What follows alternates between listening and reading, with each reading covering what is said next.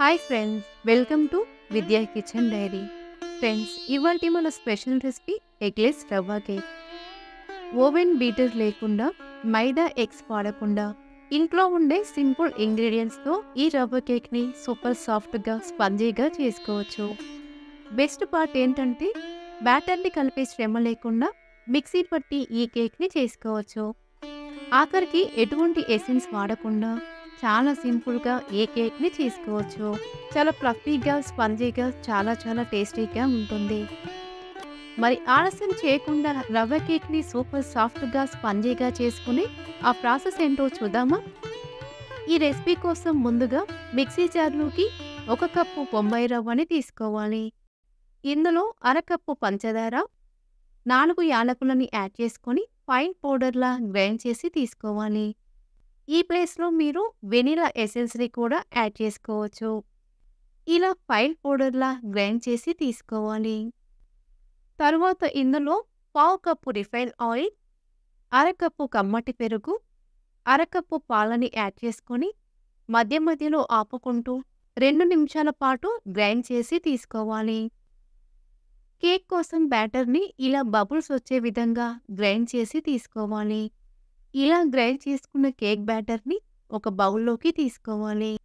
ఇలా మధ్యలో ఆపుకుంటూ మిక్సీ పట్టడం వలన కేక్ చాలా ఫ్లఫీగా వస్తుంది. ఇలా విస్కర్ని కానీ బీటర్ని కానీ వాడకుండా చాలా సింపుల్గా కేక్ బ్యాటర్ని చేసుకోవచ్చు. తర్వాత మూత పెట్టుకుని కేక్ బ్యాటర్ని 5 నిమిషాల పాటు పక్కనుంచుకోవాలి. తర్వాత కేక్ని బేక్ చేయడం కోసం మందపాటి కడాయిని తీసుకొని ఇందులో 1 కప్పు ఉప్పుని యాడ్ చేసుకొని ఈవెన్గా స్ప్రెడ్ చేసుకోవాలి. తర్వాత పైనుండి స్టీల్ స్టాండ్ని పెట్టుకొని మూత పెట్టుకొని హై ఫ్లేమ్లో 5 నిమిషాల పాటు ప్రీహీట్ చేసుకోవాలి. 5 నిమిషాల తర్వాత చూస్తే రవ్వ పాలలో బాగా నాని ఇలా చిక్కబడుతుంది. ఇప్పుడు 2 టేబుల్ స్పూన్ల పాలను తీసుకొని పాలని ఒకేసారి కాకుండా ఇలా కొద్దిగా యాడ్ చేసుకుంటూ బ్యాటర్ని కలుపుకోవాలి. కేక్ కోసం బ్యాటర్ని మరీ చిక్కగా కాకుండా, మరీ పల్చగా కాకుండా మీడియం థిక్నెస్లో కలుపుకోవాలి. ఇలా కలుపుకున్న తర్వాత ఇందులో 1/2 teaspoon baking powder, 1/2 teaspoon baking సోడాని యాడ్ చేసుకొని పైనుండి 1 టీ స్పూన్ పాలని యాడ్ చేసుకొని బాగా కలుపుకోవాలి. ఇన్ కేస్ మీ దగ్గర బేకింగ్ పౌడర్ లేకపోతే ఇందులో 1/2 టీ స్పూన్ బేకింగ్ సోడాని, అరచెక్క నిమ్మరసాన్ని కూడా యాడ్ చేసుకోవచ్చు. లేదా 1 ప్యాకెట్ ఈనోని కూడా యాడ్ చేసుకోవచ్చు.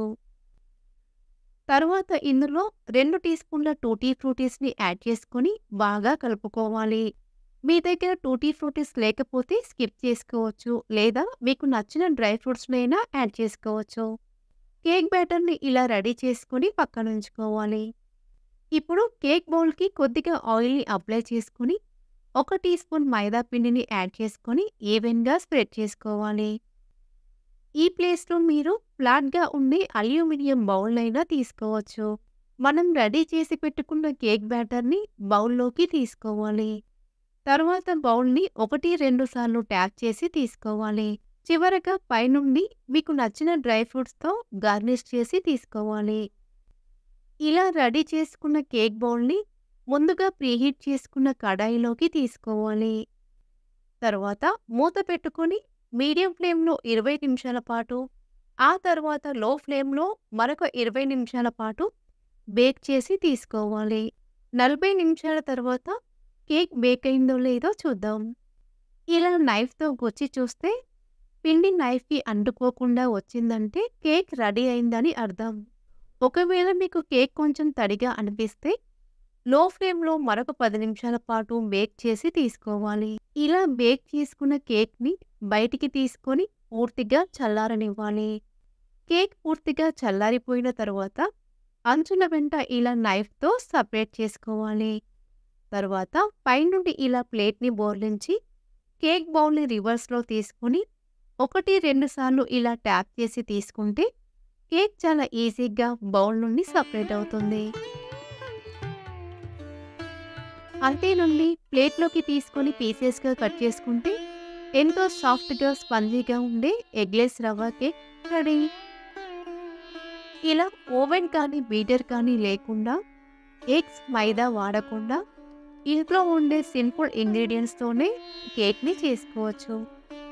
కావాలంటే మీరు కేక్ బ్యాటర్లో 1 టీ స్పూన్ కోకో పౌడర్ని యాడ్ చేసుకొని చాక్లెట్ కేక్ని కూడా చేసుకోవచ్చు. చూసారా కేక్ ఎంత స్పంజీగా ఫ్లఫీగా వచ్చిందో, టేస్ట్ కూడా చాలా బాగుంటుంది.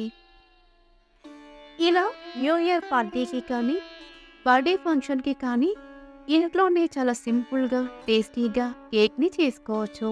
మీరు ఈ రెసిపీని తప్పకుండా ట్రై చేసి మీకు ఎలా కుదిరిందో మాకు కామెంట్ రూపంలో తెలియజేయండి. సో ఫ్రెండ్స్, ఈ రెసిపీ మీకు నచ్చితే లైక్ చేయండి, మీ ఫ్రెండ్స్కి షేర్ చేయండి. మరిన్ని రెసిపీస్ కోసం మా ఛానల్ని సబ్స్క్రైబ్ చేసుకోండి.